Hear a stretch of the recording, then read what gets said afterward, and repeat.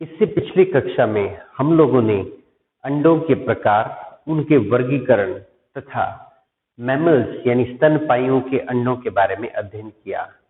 क्योंकि हम मानव जनन पढ़ रहे हैं तो हमने मानव के अंडे की संरचना के बारे में पहले ही अध्ययन कर लिया है। अब हम अगले चरण की ओर बढ़ते हैं और अगला भाग जो हम यहाँ पर डिस्कस करने जा रहे हैं वह निषेचन यानी फर्टिलाइजेशन की प्रक्रिया।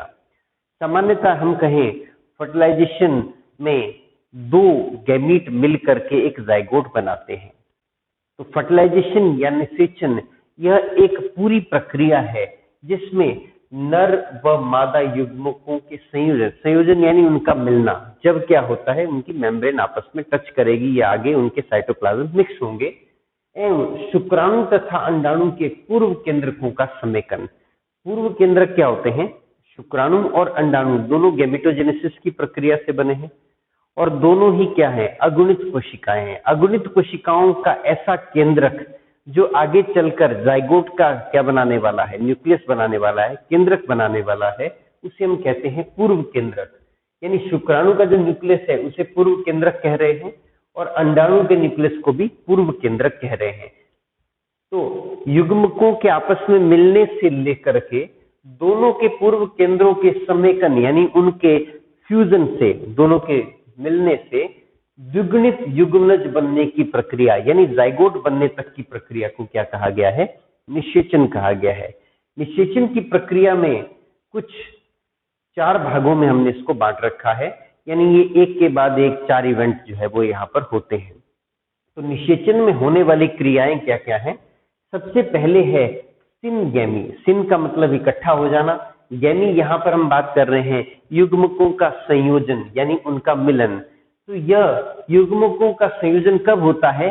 जब एक युग्मक की सेल मेम्ब्रेन दूसरे युग्मक की सेल मेम्ब्रेन से फ्यूज कर जाती है, यानी इनकी जो कोशिका जो मेम्ब्रेन है, वो कोशिकाओं की जो मेम्ब्रेन है, सेल मेम्ब्रेन, वो आपस में जब फ्यूज हो जाती है तो उसे हम कहते हैं सिनगैमी।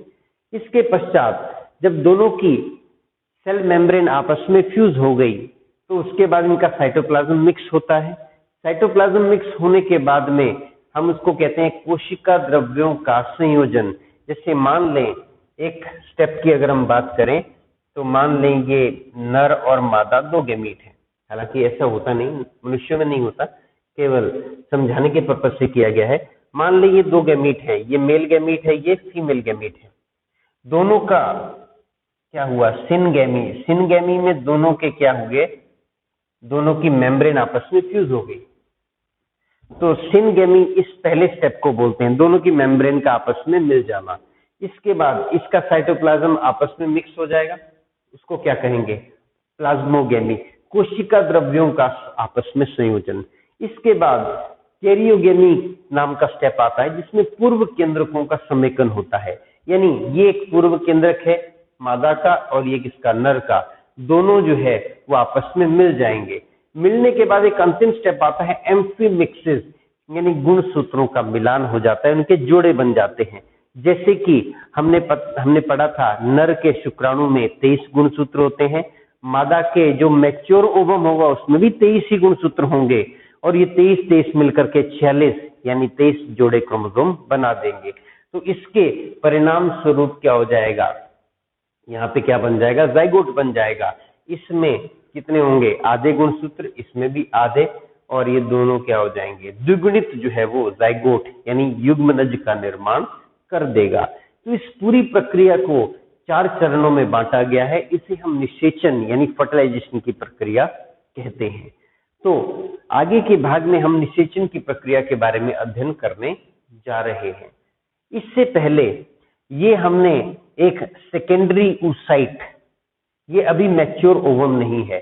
मनुष्यों में, मनुष्य की मादा में जो ओवम निकला है वो निकला in the form of secondary oocyte। अभी उसको एक और विभाजन करना है, लेकिन उसका विभाजन रुका हुआ है कौन सी फेज में? वो रुका हुआ है किसमें? मेटाफेज 2 में रुका हुआ है। मेटाफेज 2 में रुका था ना।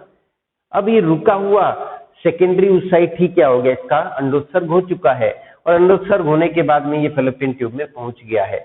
अब इसकी संरचना हम देख सकते हैं, ये बाहर की जो परत है कोशिकीय परत, इसे क्या कहेंगे, कोरोना रेडिएटा। उसके अंदर ये जो परत है इसे कहेंगे, क्या कहेंगे, जोना पेलुसिडा, जो कि क्या है, जो कि नॉन सेलुलर है, ग्लाइकोप्रोटीन की बनी है।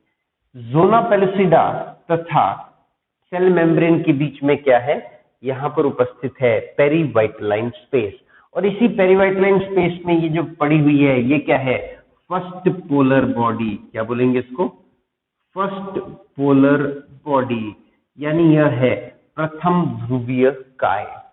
और यह साइटोप्लाज्म है, और इसमें ये जो पूर्व केंद्रक है, इसे अभी ये पूर्व केंद्रक बना नहीं है, ये इसमें जो केंद्रक है अभी उसमें एक और विभाजन होना है। इसके पश्चात वो मादा के पूर्व केंद्रक का निर्माण करेगा। नर का पूर्व केंद्रक जो है वो क्या है, वो शुक्राणु के अंदर उपस्थित होता है, और वो उसमें फ्यूजन के बाद वो इस मादा के पूर्व केंद्रक से मिल करके एक द्विगुणित युग्मनज बनाने की प्रक्रिया, इसी को हम फर्टिलाइजेशन कह रहे हैं। अब यहाँ पे हम बात करते हैं फर्टिलाइजेशन के चरण से पहले हम बात करेंगे कुछ प्रक्रियाओं के बारे में। कुछ प्रक्रियाएं ये हैं कि सामान्यता एक बार जो इजेकुलेट होता है, एक बार स्खलित हुए वीर्य में 200 से 300 मिलियन के आसपास, 200 से 300 मिलियन के आसपास शुक्राणु हो सकते हैं। ये सभी शुक्राणु जो हैं वो मैथुन की प्रक्रिया के दौरान और मैथुन की प्रक्रिया के बाद वो मादा की योनि में जो है वो छोड़ दिए जाते हैं। इस प्रक्रिया को कहते हैं इनसेमिनेशन अर्थात वीर्य सेचन, जिसके बारे में हम पहले चर्चा कर चुके हैं। वीर्य सेचन के पश्चात यहाँ पे एक बहुत ही इंपॉर्टेंट स्टेप जो है वो घटित होता है, कहां पर, वेजाइना में। और वो इंपॉर्टेंट स्टेप है कैपेसिटेशन, यानी हम इसे कहेंगे कि इसमें जो है वो कैपेसिटेशन, यानी इसकी जो क्षमता है वो बढ़ जाती है। क्षमताएं किसकी बढ़ेंगी, शुक्राणु की। तो यह प्रक्रिया जो है ये कहां पर होती है, वेजाइना में होती है। यदि स्खलन जो है वेजाइना में ना होकर के, मान लो पेट्री डिश में यदि शुक्राणु को हम स्खलित करने के बाद रखते हैं लेबोरेटरी में, तो क्या यह प्रक्रिया होगी, नहीं, यह केवल कहां पे होगी, वेजाइना में। और वेजाइना में इस प्रक्रिया को करवाने के लिए कैपेसिटेशन फैक्टर्स, यानी कुछ विशेष प्रोटीन्स की आवश्यकता होती है। और ये कैपेसिटेशन फैक्टर्स कहां पे आते हैं, यूट्रस के सर्विक्स भाग से बनते हैं। यूट्रस के सर्विक्स भाग से कैपेसिटेशन फैक्टर बनेंगे और वो सिक्रेशन के साथ बहकर कहां पहुंचेंगे, वेजाइना में। क्योंकि ध्यान रहे, हम पढ़ चुके हैं वेजाइना में खुद की कोई भी ग्लैंड्स नहीं होती है, तो उसमें जो सिक्रेशंस हैं वो कहां से आ रही हैं, यूट्रस के सर्विक्स भाग से वो सिक्रेशंस आ रही हैं। अब ये जो सिक्रेशंस हैं इनमें कैपेसिटेशन फैक्टर पाए जाते हैं, और कैपेसिटेशन फैक्टर यह एक शुक्राणु के एक्रोसोम के ऊपर से एक कोलेस्ट्रॉल की एक कैप का जो है वो क्या करते हैं, अनावरण कर देते हैं, उसको हटा देते हैं, रिमूवल ऑफ कोलेस्ट्रॉल कैप। ये कोलेस्ट्रॉल कैप जो है यह कब लगाई गई थी, यह लगी थी एपिडिडाइमिस में। जब शुक्राणु जो है वो सबसे पहले जो है बना कहां पर, सेमिनिफेरस ट्यूब्यूल में, वहां से कहां पहुंचा, ट्यूबुलाई रेक्टाई, ट्यूबुलाई रेक्टाई से कहां गया, रेटेटेस्टिस, रेटेटेस्टिस से कहां पर, शुक्र अपवाही नलिकाओं से होते हुए कहां पहुंचा, एपिडिडाइमिस में। और हमने कहा था एपिडिडाइमिस में वो प्रथम बार मूवमेंट शो करता है, यानी पहली बार मूव करेगा कहां पे, एपिडिडाइमिस में। जब उसने एपिडिडाइमिस में पहली बार मूव किया था तो वहां पर लगभग वो 30 से 32 दिन तक स्टोर रहता है। उसी दौरान इसको डीकैपेसिटेशन कर दिया गया था। डीकैपेसिटेशन यानी उसकी क्षमताओं को कम कर दिया गया था। कैसे, एक कोलेस्ट्रॉल का कैप उसके एक्रोसोम के चारों तरफ जो है वो सिंथेसाइज कर दिया गया था। तो यह प्रक्रिया हुई थी कहां पे, एपिडिडाइमिस में। तो एपिडिडाइमिस में क्या हुआ, डीकैपेसिटेशन। लेकिन ये क्या है, कैपेसिटेशन, ये कहां पर होगा, योनि में, यानी वेजाइना में। किसकी सहायता से, कैपेसिटेशन फैक्टर्स की सहायता से। तो यहां पर शुक्राणु के एक्रोसोम के ऊपर लगी हुई, हेड के ऊपर लगी हुई कोलेस्ट्रॉल की कैप हटा दी जाती है, और साथ में यहां पर कैल्शियम आयन की एंट्री होती है। और ये जो कैल्शियम आयन है ये हमें पता है ये कौन से जो है वो फ्लूइड से आते हैं, ये उपस्थित होते हैं सेमिनल प्लाज्मा में। सेमिनल प्लाज्मा यानी वीर्य तथा उसके अतिरिक्त अन्य ग्रंथियों के स्राव को सेमिनल प्लाज्मा कहते हैं, वीर्य के अतिरिक्त जो भी होता है शुक्राणु के अतिरिक्त। तो ये कैल्शियम आयन प्रोस्टेट ग्रंथि से निकलते हैं और यह कैल्शियम आयन जो है यह स्पर्म की गतिशीलता को बढ़ा देते हैं, इंक्रीज इन स्पर्म मोटिलिटी। तो यानी हम ये कह सकते हैं इनसेमिनेशन के बाद जब कैपेसिटेशन हुआ तो क्या हो जाता है, शुक्राणुओं की गतिशीलता बढ़ जाती है। और गतिशीलता बढ़ती है तो यह गतिशीलता बढ़ने का कार्य उस समय होता है जब शुक्राणु जो है वो पुनः तरलीकरण, वीर्य पुनः तरलीकरण हो जाता है। आपको याद होगा हमने जब वीर्य के बारे में पढ़ा था तो हमने कहा था वीर्य स्खलन के पश्चात क्या होता है, स्कंदित हो जाता है। स्कंदित का अर्थ क्या हुआ, इसका कोएगुलेशन हो जाता है और कोएगुलेशन हो जाने के बाद में यह लगभग 15 मिनट के बाद पुनः तरलीकरण इसका हो जाता है। तो उस 15 मिनट के अंदर तक ये गाढ़ा रहता है और जैसे ही तरलीकरण होता है उस दौरान कैपेसिटेशन की प्रक्रिया संपन्न हो चुकी होती है। तो जैसे ही तरलीकरण होता है शुक्राणु तुरंत जो है वो आगे की ओर जो है वो गतिमान हो जाते हैं। तो आगे की ओर गतिमान होने के लिए यहाँ पर एक हार्मोन की आवश्यकता है जो है ऑक्सीटोसिन। ये ऑक्सीटोसिन मैथुन की प्रक्रिया के दौरान मादा की पिट्यूटरी से निकलता है। मादा की पीयूष ग्रंथि से यह हार्मोन निकलता है। यह योनि तथा फिलिपिन नलिकाओं में ऊपर की ओर संकुचन कराता है, जिससे क्या होता है, जो वीर्य है वह ऊपर की ओर गतिमान होता है। यानी वीर्य ऊपर की ओर गतिमान भी हो गया और गतिमान होने के साथ साथ में उसका कैपेसिटेशन यानी योग्यतार्जन भी हो चुका है। कैपेसिटेशन यानी अब उनकी स्पीड मूवमेंट की बढ़ चुकी है। तो हमने कहा था कि एक डिपोजिशन में, इंसेमिनेशन में लगभग 200 से 300 मिलियन के आसपास जो है वो शुक्राणु होते हैं। लेकिन यह फैलोपियन ट्यूब में आगे चल करके कहां तक बढ़ेंगे, ये एम्पुला रीजन तक जाएंगे, क्योंकि साइट ऑफ फर्टिलाइजेशन क्या है, एम्पुला भाग जो है, इस्टमस एम्पुला भाग है फैलोपियन ट्यूब का। तो उस एम्पुला भाग में यह प्रक्रिया, निषेचन की प्रक्रिया संपूर्ण होनी है और एम्पुला तक पहुंचने के लिए यह योनि तथा फैलोपियन ट्यूब में क्रमाकुंचन तथा साथ में जो शुक्राणु हैं इनकी मूवमेंट भी जो है वो बहुत ज्यादा हेल्प करती है। शुक्राणु की गतिशीलता उनकी पूंछ की वजह से होती है और इस प्रकार से वह म्यूकस जो कि दीवार में उपस्थित है, म्यूकोसा में, एंडोमेट्रियम में, उससे होते हुए ऊपर की ओर बढ़ते जाते हैं। ये जो मूवमेंट्स होती हैं ये रैंडम होती हैं। रैंडम का अर्थ क्या है, ऐसा नहीं है कि शुक्राणु जो है वो केवल अंडे की ओर ही जाएगा, यह किसी प्रकार से इसे पता नहीं कि कहाँ जाना है, ये रैंडमली दोनों तरफ जाएगा, क्योंकि हमें पता है कि अंडाणु तो दोनों में से किसी एक ओवरी में से ही निकलेगा, या तो राइट या तो लेफ्ट। तो शुक्राणु की जो गति होती है, जो मूवमेंट होती है, वह कैसी होती है, रैंडम, यानी उसको नहीं पता, वो दोनों तरफ जाएंगे और ऐसे करते करते किसी एक और क्या होगा, अंडाणु उपस्थित होगा और वहां पर जाएंगे तो लगभग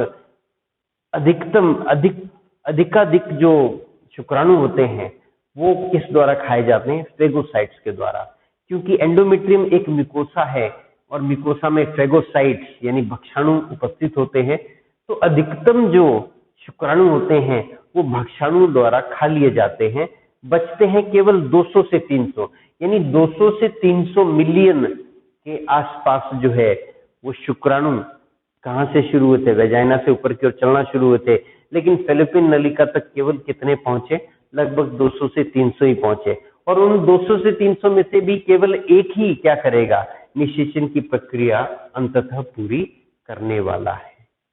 तो आगे हम पढ़ेंगे मैकेनिज्म, यानी कैसी कार्यविधि है निषेचन की। हमने देखा कि निषेचन को हम 4 चरणों में बांट सकते हैं और वो 4 चरण हैं सिनगैमी, प्लाज्मोगैमी, कैरियोगैमी तथा एम्फीमिक्सिस। आइए अब निषेचन की क्रियाविधि के बारे में अध्ययन करते हैं। क्रियाविधि यानी मैकेनिज्म के बारे में बात करेंगे। तो जैसे कि हमने कहा कि इसे हम सिनगैमी, प्लाज्मोगैमी, कैरियोगैमी तथा एम्फीमिक्सिस में बांट सकते हैं, लेकिन यह एक निरंतर प्रक्रिया है जिसको अध्ययन के लिए हमने 4 भागों में बांट तो दिया है, लेकिन यह निरंतर चलने वाली प्रक्रिया है जिसमें कुछ स्टेप्स होते हैं। तो यहाँ पे हम स्टेप्स को एक एक करके फॉलो करेंगे और देखेंगे कहाँ पर प्लाज्मोगेमी हो रही है, कहाँ पे कैरियोगेमी और कहाँ पर सिनगेमी, एंफीमिक्सिस इत्यादि हो रहे हैं। चलिए, इससे पहले की घटनाएं हम पढ़ चुके हैं। शुक्राणु द्वितीयक अंडाणु की तरफ बढ़ते हैं। तो हमने ये इससे पिछले भाग में अध्ययन किया कि किस प्रकार से वीर्यसेचन के पश्चात शुक्राणुओं की गति में तीव्रता आती है, किस प्रकार से आएगी, कैपेसिटेशन यानी योग्यता अर्जन की प्रक्रिया के दौरान। और योग्यता अर्जन की प्रक्रिया में दो कार्य होते हैं, एक तो कैल्शियम आयन की एंट्री और दूसरा क्या होता है, कोलेस्ट्रॉल कैप का रिमूवल। कोलेस्ट्रॉल की कैप जो है वो हटा दी जाती है, जिसके कारण शुक्राणुओं की गतिशीलता बढ़ जाती है। और साथ ही हमने कहा कि ऑक्सीटोसिन का भी इसमें रोल होता है, यानी ऑक्सीटोसिन जो है ऊपर की ओर पेरिस्टाल्सिस कराता है ताकि वीर्य ऊपर की ओर गमन कर सके।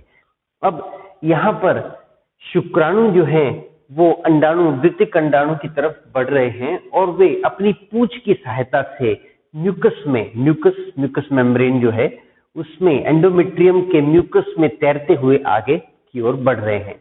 और इनकी मंजिल कहाँ है, जाना कहाँ है, इनको जाना है कहाँ तक, फैलोपियन ट्यूब में एम्पुला भाग की ओर। एम्पुला भाग, क्योंकि निषेचन के जो स्थान है वो क्या है, एम्पुला है, एम्पुला में ही निषेचन होना है। और हमने कहा था कि कुल मिलाकर के लगभग 200 से 300 के आसपास शुक्राणु ही फैलोपियन ट्यूब में पहुंच सकते हैं, क्योंकि इसमें अत्यधिक जो है भक्षाणु जो है वो क्या करते हैं, बहुत सारे जो स्पर्म्स होते हैं उनको भक्षाणु जो है वो खा लेते हैं, फेगोसाइट उनको नष्ट कर देते हैं। तो यहाँ पे हम देखेंगे कि जैसे ही ये शुक्राणु, मान लें ये सारे 200 से 300 शुक्राणु जो है अंडाणु के पास पहुंच जाते हैं। अंडाणु के पास पहुंच जाने के बाद में सबसे पहला चरण जो होगा वो क्या होगा, हाइलुरोनिडेज एंजाइम का निकलना। तो शुक्राणु में से हाइलुरोनिडेज एंजाइम निकलेगा जो कि क्या करेगा, जो कि कोरोना रेडिएटा के हाइलुरोनिक एसिड को गलाएगा। हमने कोरोना रेडिएटा के बारे में पहले पढ़ा है। कोरोना रेडिएटा में जो कोशिकाएं हैं वह ग्रेनुलोसा कोशिकाएं ही थी पहले, और ये आपस में एक आधात्री पदार्थ के द्वारा बंधी हुई हैं। उस आधात्री पदार्थ को हम कहते हैं, क्या कहेंगे उसको, हाइलुरोनिक एसिड। और उस हाइलुरोनिक एसिड को गलाने वाला एंजाइम कौन सा है, हाइलुरोनिडेज। और ये स्पर्म के एक्रोसोम में उपस्थित होता है, वहां से ये धीरे धीरे बाहर की ओर निकल रहा है। अब इसने कोरोना रेडिएटा के इस भाग को गलाना शुरू कर दिया, साथ में पूंछ की मूवमेंट लगातार चल रही है, यानी ये मैकेनिकल पुशिंग तो हो ही रही है यांत्रिक रूप से भी, और रासायनिक कार्यविधि भी चल रही है। तो आगे की ओर जाता जा रहा है। अब इसके बाद हमने, याद करें, कहा था कि जोना पेलिसिडा के अंदर, जोना पेलिसिडा में कुछ बाहर की ओर रिसेप्टर्स हैं जिसे कहते हैं ZP3 रिसेप्टर या ZP3 ग्राही। तो शुक्राणु अगले भाग में जोना पेलिसिडा के ZP3 ग्राही पर जुड़ जाता है, यानी ये ZP3 ग्राही है, तो यहाँ पर आकर के क्या हुआ, शुक्राणु इसके साथ जुड़ गया। और जैसा कि हमने पहले ही इसके बारे में पढ़ रखा है, ZP3 रिसेप्टर से जुड़ने के बाद ये निर्धारित होता है कि शुक्राणु उसी स्पीशीज का है या नहीं। तो हमने कहा था कि जैसे मान ले हम किसी दूसरे जीव का शुक्राणु लेते हैं, फिश का, किसी मेल फिश का शुक्राणु यदि लें, तो वह मनुष्य के अंडाणु को क्या निषेचित कर पाएगा, नहीं कर पाएगा। क्यों नहीं कर पाएगा, उसके लिए बहुत सारे फैक्टर्स हैं, गुणसूत्रों की संख्या अलग होगी, लेकिन ये उनमें से एक फैक्टर है कि जो ZP3 रिसेप्टर है, यदि यह इसके साथ कंपैटिबल होगा, मैच करेगा, तो प्रक्रिया आगे बढ़ेगी, अन्यथा प्रक्रिया नहीं बढ़ेगी। तो इसीलिए यहाँ पर क्या होगा, क्योंकि ये हम मनुष्य की निषेचन की क्रियाविधि के बारे में पढ़ रहे हैं, तो जोना पेलिसिडा के ऊपर उपस्थित ZP3 ग्राही इस बात की अनुमति दे देगा कि प्रक्रिया आगे बढ़ सकती है।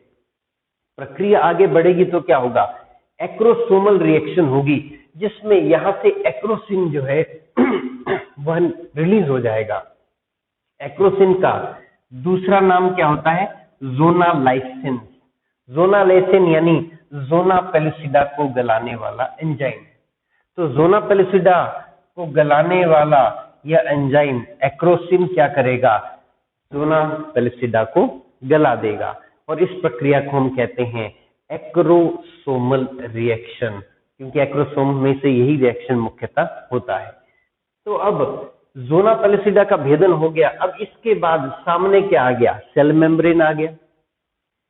और हमें ये ज्ञात है कि हमारे शरीर में बहुत सारी ऐसी कोशिकाएं होती हैं जो कि क्या होती हैं? जो कि पोलराइज्ड अवस्था में होती हैं। पोलराइज्ड अवस्था यानी उनका क्या होता है? ध्रुवीकरण हुआ होता है। यानी जैसे कि हमारा नर्व सेल है, वो कैसा होता है? ध्रुवित अवस्था में होती है, पोलराइज्ड स्टेट में। मसल सेल भी पोलराइज्ड स्टेट में होती है। उसी प्रकार से ये जो एग की मेम्ब्रेन है, ये भी क्या होती है? पोलराइज्ड स्टेट में उपस्थित होती है। यानी ये भी क्या होती है? ध्रुवित होती है, पोलराइज्ड होती है। और अब शुक्राणु द्वितीयक oocyte की झिल्ली से जुड़ जाता है। तो जैसे ही झिल्ली के साथ जुड़ा, ये हमारा प्रथम चरण यहाँ पे कंप्लीट हो गया, जिसे हम कहते हैं सिनगेमी। सिनगेमी मतलब दोनों का पास आना, यूनियन, मिल जाना। तो सिनगेमी अर्थात दोनों की मेम्ब्रेन आपस में जुड़ी। लेकिन मेम्ब्रेन जुड़ने के बाद क्या हुआ? अंडाणु की मेम्ब्रेन में विध्रुवीकरण हो जाता है। तो पहले कैसी थी? ध्रुवित थी, पोलराइज्ड मेम्ब्रेन थी। जैसे ही क्या हुआ?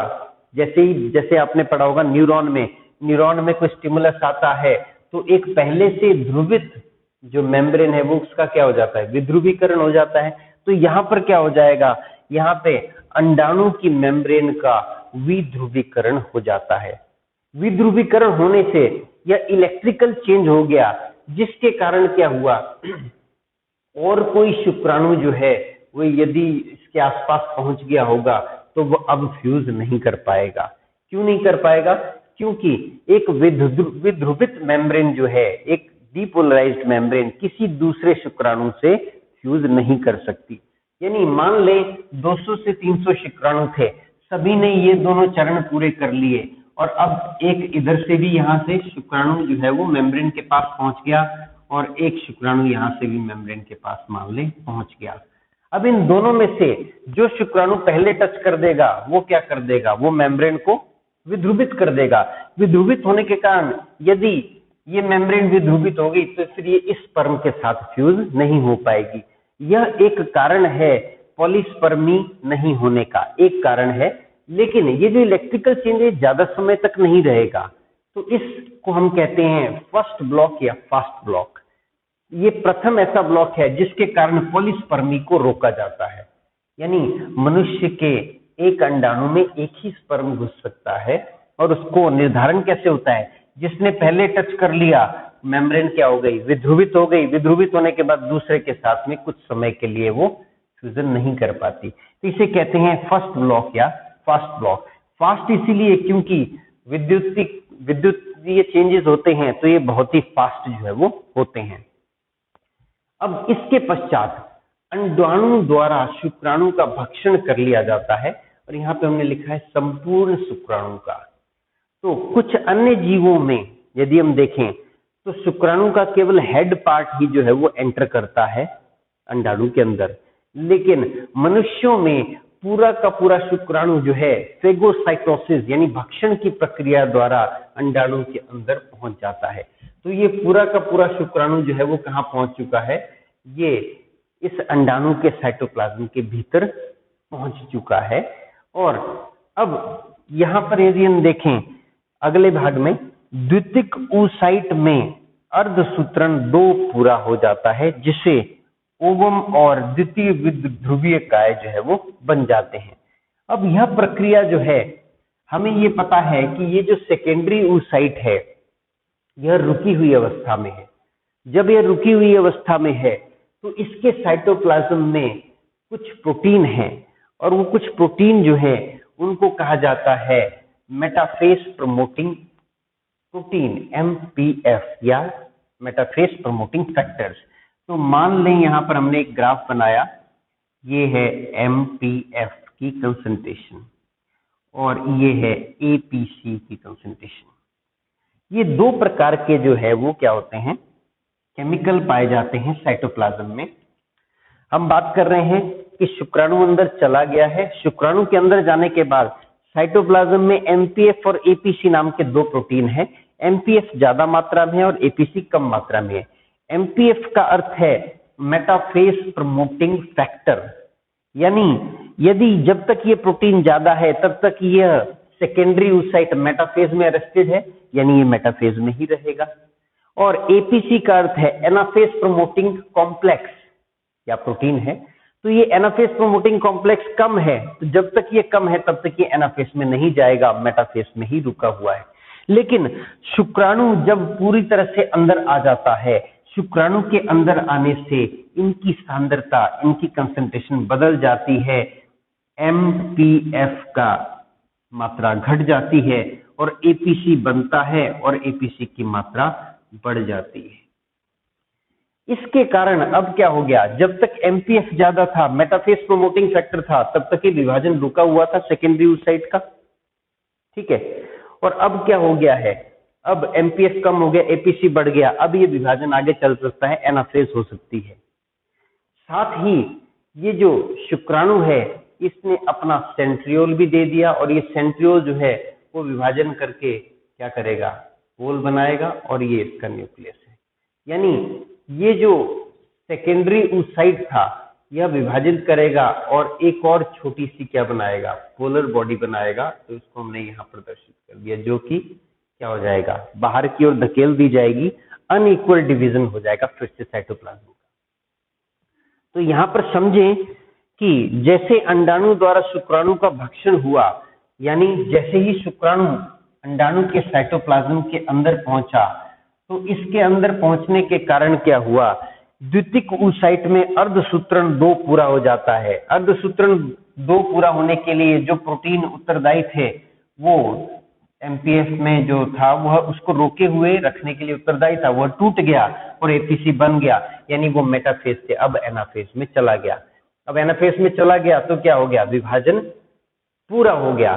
तो ये जो दूसरा विभाजन पूरा हुआ, इसके बाद अब ये जो बना है इसे कहते हैं मादा पूर्व केंद्रक, और ये क्या बन गई, ये बन गई सेकंड पोलर बॉडी, यानी सेकंड ध्रुवीय काय जो है ये बन गई। अभी जो द्वितीय ध्रुवीय काय बन गई इसमें भी 23 क्रोमोसोम है, और अब जो मादा पूर्व केंद्रक रह गया इसमें भी 23 क्रोमोसोम है। तो इस विभाजन को पूरा करने के लिए किसकी देर थी, केवल शुक्राणु की।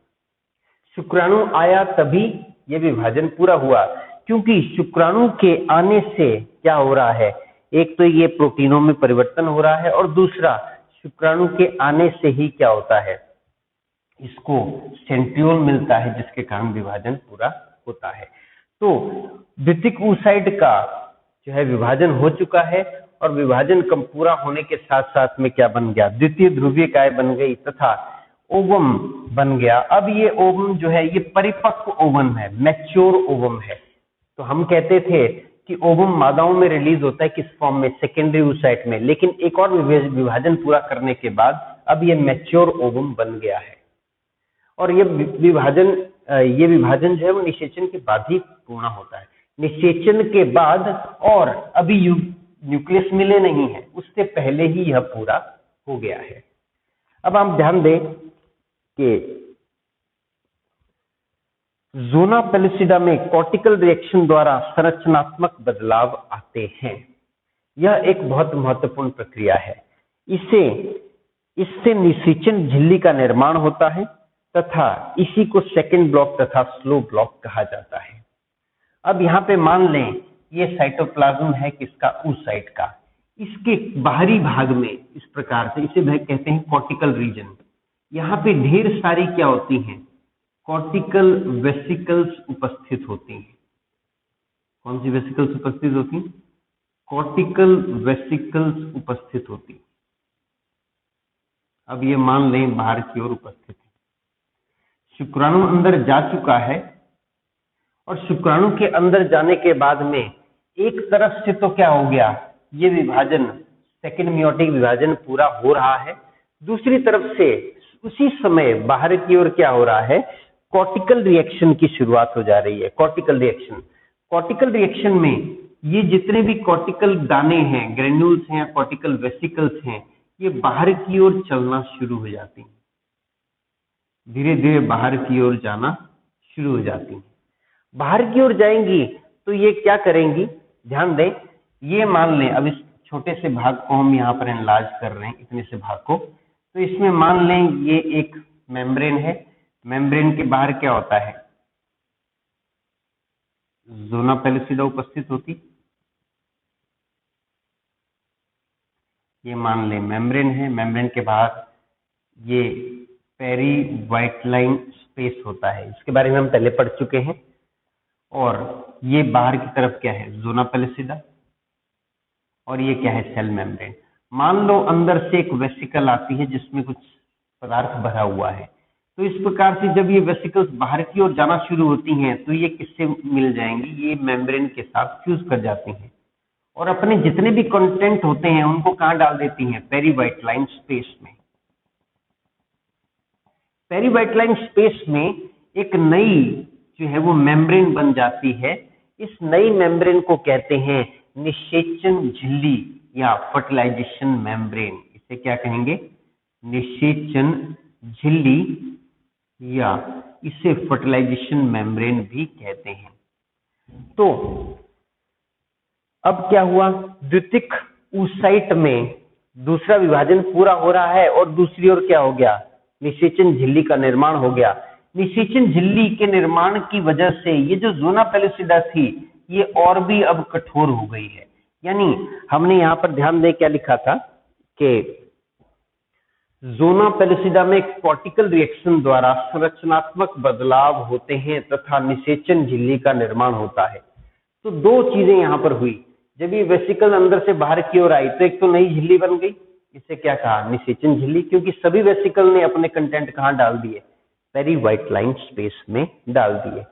अब निषेचन झिल्ली का निर्माण हो गया, इसकी वजह से बाहर की ओर जो ज़ोना पेलिसिडा थी उसकी कठोरता बढ़ गई और अब कोई स्पर्म अंदर नहीं आ सकता है। यानी पहले तो टेम्परेरी था, इलेक्ट्रिकल चेंजेस हुए थे, अब क्या हो गया, अब ज़ोना पेलिसिडा किसी भी शुक्राणु को अंदर आने नहीं देगी। यह बिल्कुल क्या है, सेकंड ब्लॉक है, स्लो ब्लॉक या परमानेंट सॉल्यूशन है। अब एक ही शुक्राणु अंदर जो गया था वही रहेगा, दूसरा बाहर से नहीं आता। यानी मनुष्यों में पॉलीस्पर्मी को रोकने के लिए ये दो मैकेनिज्म हैं, फर्स्ट ब्लॉक और सेकंड ब्लॉक।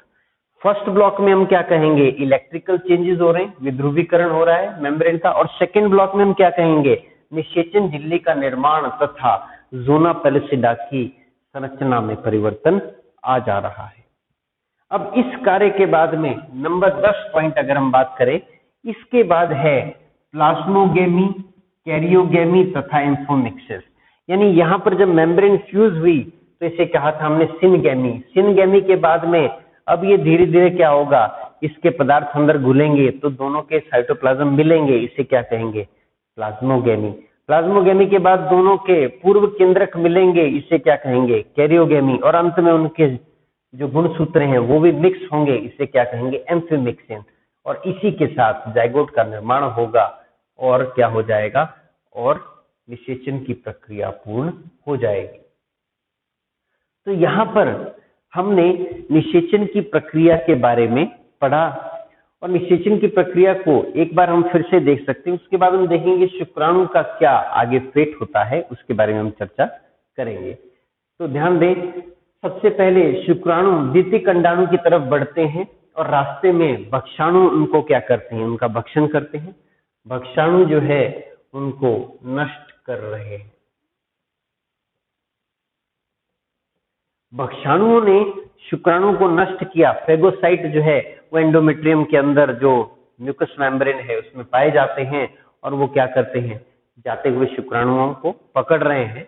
उनमें से बचकर लगभग 200 से 300 शुक्राणु पहुंच जाएंगे फैलोपियन ट्यूब के एम्पुला भाग तक, क्योंकि निषेचन की प्रक्रिया पूर्ण कहाँ हो रही, एम्पुला भाग में ही हो रही है। एम्पुला में पहुंचने के बाद सबसे पहले हाइलुरोनिडेज एंजाइम रिलीज हुआ तो कोरोना रेडिटा गल गई। कोरोना रेडिएटर को भेदने के बाद में शुक्राणु जोना पेलुसिडा के ZP3 ग्राही पर जुड़ गया। ZP3 ग्राही पर जुड़ने के बाद क्या हुआ, एक्रोसोमल रिएक्शन हुई। ZP3 ग्राही के बाद क्या हो जाएगा, यह प्रक्रिया आगे जाएगी क्योंकि मनुष्य का ही शुक्राणु है। एक्रोसोमल रिएक्शन में एक्रोसिन दूसरा एंजाइम, दो एंजाइम थे एक्रोसोम के अंदर। एक्रोसोम में पहला एंजाइम कौन सा था, हाइलुरोनिडेज, जिसने हाइलुरोनिक एसिड को गलाया, जो कि कोरोना रेडिएटा का भाग था। दूसरा कार्य जो है वो एक्रोसिन यानी जोनालाइसिन द्वारा जोना पेलुसिडा को भेदा गया और इसके भेदन होने से सामने क्या आ गई, झिल्ली आ गई। अब झिल्लियों आपस में जुड़ गई, डिस्टिक्यूसाइड की झिल्ली से जुड़ जाता है शुक्राणु। जुड़ने के बाद उसमें इलेक्ट्रिकल चेंजेस होते हैं, यानी वो क्या हो जाएगी, डीपोलराइज हो जाएगी। इसे कहेंगे फास्ट ब्लॉक तथा फर्स्ट ब्लॉक। अंडाणु द्वारा शुक्राणु का भक्षण कर लिया जाएगा। शुक्राणु अंदर पहुंच गया और पूरा का पूरा शुक्राणु पहुंचा, केवल हेड नहीं है। उसके बाद द्वितीयक में अर्धसूत्रण एक और पूरा होना शुरू हो गया और क्या बना, मैच्योर ओवम तथा द्वितीय ध्रुवीय काय बन गई। इसके साथ साथ ही कॉर्टिकल रिएक्शन की शुरुआत हुई और कॉर्टिकल रिएक्शन के परिणाम स्वरूप दो चीजें हुई। एक तो क्या हुआ, निषेचन झिल्ली का निर्माण हुआ, दूसरा जोना पेलुसिडा में संरचनात्मक बदलाव हुए। अब वो और भी ज्यादा कठोर हो गई, यानी अब कोई भी शुक्राणु अंदर एंटर नहीं कर सकता। इसे कहेंगे सेकंड ब्लॉक या इसी को कहेंगे स्लो ब्लॉक। ये दोनों मैकेनिज्म का प्रयोजन क्या है, इनका प्रयोजन है कि किसी न किसी प्रकार से केवल एक ही शुक्राणु अंदर आ पाए, यानी पॉलीस्पर्मी को रोक दिया जाए। तो पॉलीस्पर्मी रोकने के लिए दोनों जो है वो उपयोग में आते हैं। इसके पश्चात हमने पढ़ा कि इसके बाद आगे जाकर के शुक्राणु क्या होगा, प्लाज्मोगेमी हुई, यानी इसका साइटोप्लाज्म मिक्स होगा, फिर कैरियोगेमी होगी, यानी फिर दोनों के पूर्व केंद्रक मिक्स होंगे और अंत में एम्फीमिक्सिस होगा, जिसमें दोनों के शुक्राणु जोड़े बना लेंगे और निषेचन संपूर्ण हो जाएगा। तो यहाँ पर जो द्वितीयक जो विभाजन पूर्ण होता है, अर्धसूत्रण 2 पूरा होता है, उसके लिए यह प्रोटीनों में परिवर्तन होता है और यह शुक्राणु की एंट्री के कारण ही संभव होता है। यदि शुक्राणु एंटर ना करे तो एमपीएफ और एपीसी की मात्रा में परिवर्तन नहीं होगा, यानी वो ऐसे ही रहेंगे और द्वितीयक oocyte की अवस्था में ही यह रुका ही रहेगा। तो इसके अगले भाग में हम ये चर्चा करेंगे कि शुक्राणु जो अंडाणु के अंदर पहुंच चुका है, इसका क्या जो है वो भाग्य होगा, उसका क्या फेट होगा, इसके बारे में हम अगले भाग में चर्चा करेंगे। अब हम चर्चा करेंगे शुक्राणु का भविष्य, यानी फेट ऑफ स्पर्म। निषेचन की प्रक्रिया पूर्ण होने के दौरान शुक्राणु जो है वह अंडाणु के अंदर पहुंच चुका है। ऐसे में इस पूरे के पूरे शुक्राणु की बात हम करें तो बहुत सारे अन्य जीवों में क्या होता है, केवल सिरा भाग ही जो है वो क्या करता है, वह अंदर जा पाता है। लेकिन जैसे कि हमने चर्चा की, मनुष्य में अंडाणु द्वारा शुक्राणु का भक्षण होता है और संपूर्ण शुक्राणु जो है वो साइटोप्लाज्म के अंदर पहुंच जाता है। अब इस साइटोप्लाज्म के अंदर जो शुक्राणु पहुंच चुका है, इसकी बाकी चीजें तो यहीं पे डिसॉल्व हो जाएंगी। केवल 2 ही चीजें यहाँ पर जो है वो उपयोग में आएंगी। एक इसका प्रॉक्सिमल सेंट्रियोल, आपको ध्यान होगा न्यूक्लियस के पीछे एक गड्ढा था शुक्राणु की संरचना में, जिसमें कि एक सेंट्रियोल उपस्थित था, जिसको हमने कहा था प्रॉक्सिमल सेंट्रियोल। तो वो प्रॉक्सिमल सेंट्रियोल तथा न्यूक्लियस 2 ही चीजें यहाँ पर काम में आएंगी, बाकी वस्तुएं क्या हो जाएंगी, वो डिसॉल्व हो जाएंगी साइटोप्लाज्म में। तो यहाँ पर ये है एक सेंट्रियोल और ये है न्यूक्लियस। न्यूक्लियस क्या करेगा, यह पानी का अवशोषण करेगा, क्योंकि आपने पढ़ा था शुक्राणु में जो न्यूक्लियस था वो क्या हो गया था, वो बहुत ही ज्यादा किस रूप में था, वो हम कह सकते कंडेंस्ड रूप में था। अब यह क्या हो गया, इसने पानी का अवशोषण किया, अब इसका आकार बढ़ गया, अब इसे कहेंगे पूर्व केंद्रक। तो यह अब क्या है, शुक्राणु का पूर्व केंद्रक है और यह जो हैप्लॉइड न्यूक्लियस बना है यह मादा पूर्व केंद्रक है। तो ये दोनों पूर्व केंद्रक जो है एक विशेष पाथ से एक दूसरे की ओर बढ़ेंगे और इन्हें हम क्या कहेंगे, इन्हें हम कहेंगे निषेचन पाथ या निषेचन पथ। निषेचन पथ पर आएंगे तो दोनों ओर के हैप्लॉइड जो केंद्रक है, पूर्व केंद्रक है, वो मिल करके जाइगोट के केंद्रक का निर्माण कर देंगे। तो ऐसे समय में जो प्रॉक्सिमल सेंट्रियोल है यह क्या करेगा, यह विभाजित करेगा और दोनों ओर क्या करेगा, सेंट्रियोल्स बना देगा और इस प्रकार से स्पिंडल का निर्माण करेगा और आगे होने वाले जाइगोट के विभाजन को यही प्रेरित करने वाला है। तो ये जो मेल में जो प्रॉक्सिमल सेंट्रियोल है इसका बहुत इंपॉर्टेंट रोल है, क्योंकि प्रॉक्सिमल सेंट्रियोल ही क्या करेगा, विभाजन करेगा, क्योंकि परिपक्वन विभाजन के दौरान जो अंडाणु है उसका अपना सेंट्रियोल डीजनरेट हो जाता है। तो ऐसे में उसको सेंट्रियोल चाहिए होता है और वो कौन सा सेंट्रियोल होता है, प्रॉक्सिमल सेंट्रियोल ऑफ स्पर्म वह होता है जो कि आगे के विभाजन जो है वो करवाता है। अब हम निषेचन के महत्व के बारे में चर्चा करेंगे। सिग्निफिकेंस ऑफ फर्टिलाइजेशन, यानी निषेचन की प्रक्रिया क्यों महत्वपूर्ण है, इसके क्या क्या जो है वो परिणाम होते हैं। तो यदि हम इस निषेचन की प्रक्रिया के बारे में बात करें तो इसके कुछ महत्व यानी सिग्निफिकेंस के बारे में हम डिस्कस कर सकते हैं। सर्वप्रथम तो सेकेंडरी oocyte का जो विभाजन है वह निषेचन की प्रक्रिया के उपरांत ही क्या होता है, पूरा होता है। निषेचन की प्रक्रिया के बाद ही सेकेंडरी oocyte का सेकेंड मियोटिक डिवीजन होता है। यदि निषेचन की प्रक्रिया ना हो तो सेकेंड मियोटिक डिवीजन होगा ही नहीं।